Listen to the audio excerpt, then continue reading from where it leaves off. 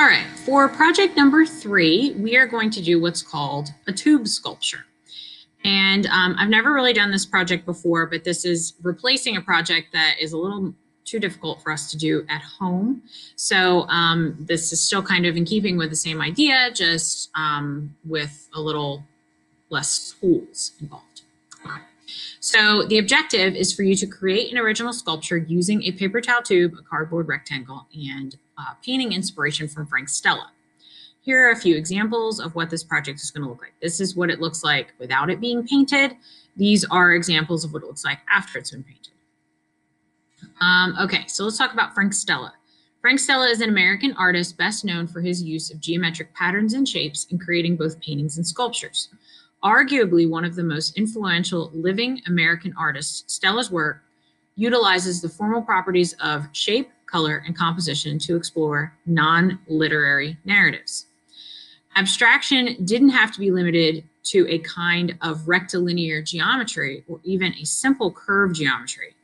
It could have the geometry that had a narrative impact. In other words, you can tell a story with the shapes, he explained. It would be a literal story, but the shapes and the interaction of the shapes and colors would give you a narrative sense. Okay, so that's essentially what I want you guys to do. You can read the rest of this information about Frank Stella, but here are some examples of his work. Now, these I like to include as part of this project because there's a lot to draw from. And what I mean by draw from is I want you to look at these paintings and I want you to find a section or an area or a place in one of these paintings that speaks to you, something that you like or you would like to emulate or copy, sort of copy is a loose term, onto your project surface. So say I'm looking at these and I really like the way this stripe pattern came out on this cylinder. I might take that idea and translate that to my project and do a solid colored background with these thick, thin stripes all over my project, okay? You can certainly do that. I want you to take his ideas and I want you to translate them into something of your own, okay? So here are a few more of his painting ideas. All right, so let's talk about some vocabulary. Sculpture in the round, sculpture that can be viewed from all sides. A base, which is a flat bottom added to a sculpture to help it stand on its own. Freestanding is a sculpture that stands on its own, which yours must be, and it will be. Gesso is primer added to the surface to prepare it for painting. Abstract is not representing or looking like anything in particular. Abstraction stresses color balance and other formal relationships. All right, so what are we doing? The supplies that you'll need is a flat cardboard base, which is around 6 by 6 inches. I did not measure these perfectly, so.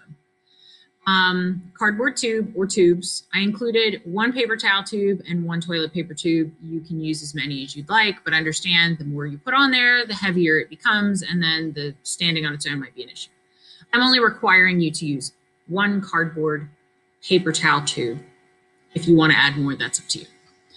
Gesso, a paintbrush, newspaper to cover your workspace, paper towels to clean up any messes, tempera paint, masking tape, scissors, a water cup, and a paper plate for paint mixing.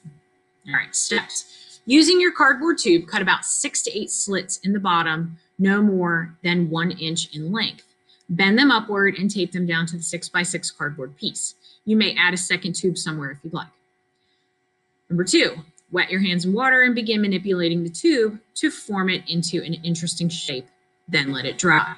I have provided a video for you to do steps 1 through 2 if you need to see it happening, which most of you will. Number 3, after it's dry, you're going to paint your tube, including the top of the base, with gesso. Let it dry. Apply a second coat. All right. Do a little research why that second coat dries. Google Frank Stella's artwork. Find a work done by Stella that you like. Find a portion of the design that speaks to you and use it as inspiration for your own work. It doesn't have to be identical to the original. For example, you choose the work on the left because you like the curvy silver and maroon section in the center.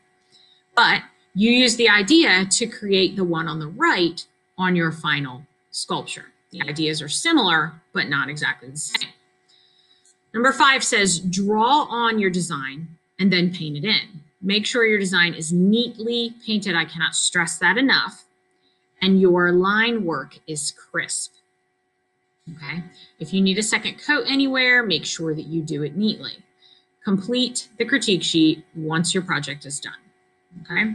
What I am grading you on: 10 points for your tube attachment to the base, 10 points for it being freestanding, 10 points for how you manipulated that cardboard tube to make it interesting, 10 points for your gesso work, 20 points for your painted design, 20 for craftsmanship, because like I said, that painting needs to be crisp, 10 points for creativity, and 10 for the critique.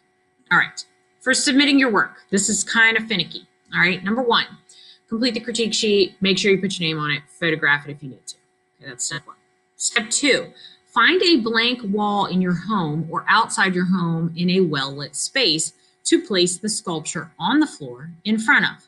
Your goal is to keep the background uncluttered and neutral in color so that I can see your project well. Here are some examples of photographing things on the floor in front of a wall in a neutral space so that the color is not fighting with what I'm supposed to be grading, okay? Make sure your name is on a slip of paper and lay it next to your sculpture. Photograph it from at least 3 angles, okay? So you'll have 3 pictures of this project. Excuse me. Number 4, upload all 4 photos, meaning your 3 project photos and your 1 critique photo, to project 3 in Google Classroom. And that's it.